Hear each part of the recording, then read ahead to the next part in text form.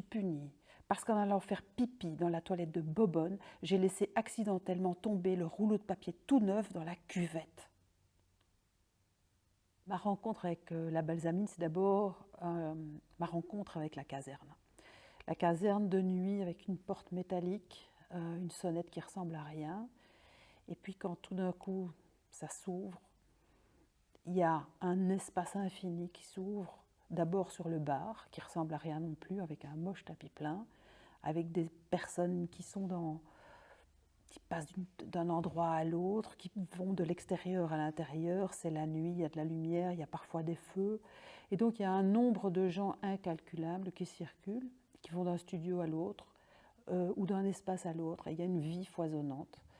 Et une nuit, il doit être 11 heures, j'ai terminé mon travail à la RTBF et je sonne juste pour venir boire un dernier verre avant de rentrer. Et il y a Martine qui est là avec d'autres. C'était un endroit très féminin. Et c'était ça qui était incroyable, c'est que parmi tous les autres lieux qui étaient en action à l'époque, c'était un endroit où les femmes avaient de la place, elles pouvaient exister sans regard. Et donc évidemment, moi ça me plaisait.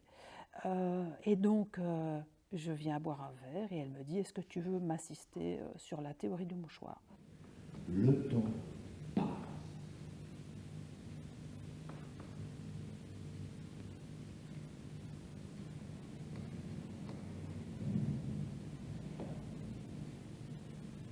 Et ni une ni deux, j'ai quitté mon travail à la RTBF et je suis devenue assistante de Martine pour un spectacle. J'ai fait un premier petit décor sonore, puis j'en ai fait plein d'autres.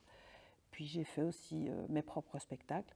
Mais à l'intérieur de ça, ce qui était incroyable, c'était que le foisonnement de friches, et c'était une friche exactement comme on pouvait en trouver encore dans les années, fin des années 80, un côté punk, un côté ouvert, et à la fois complètement joyeux. Dans ces années pré-rénovation, le théâtre manquait de tout. Et je ne sais par quel miracle, il y a eu l'arrivée de nouveaux pendrillons. Alors ça, c'était vraiment le produit du luxe. Les pendrillons sont arrivés et on s'est empressé de dormir dedans. Ils étaient à peine déballés, enfin ils n'étaient pas déballés, on a dormi dedans.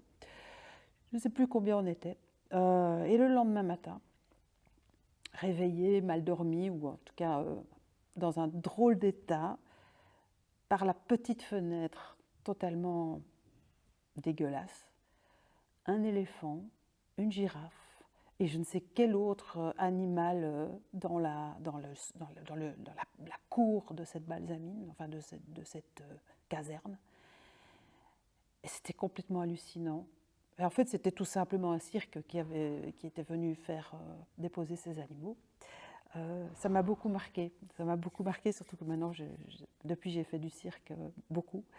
Mais ces animaux-là, c'était complètement un espèce de cadeau, comme ça, un cadeau matinal. Je me rappelle d'un jour où il y a eu un orage, mais démentiel.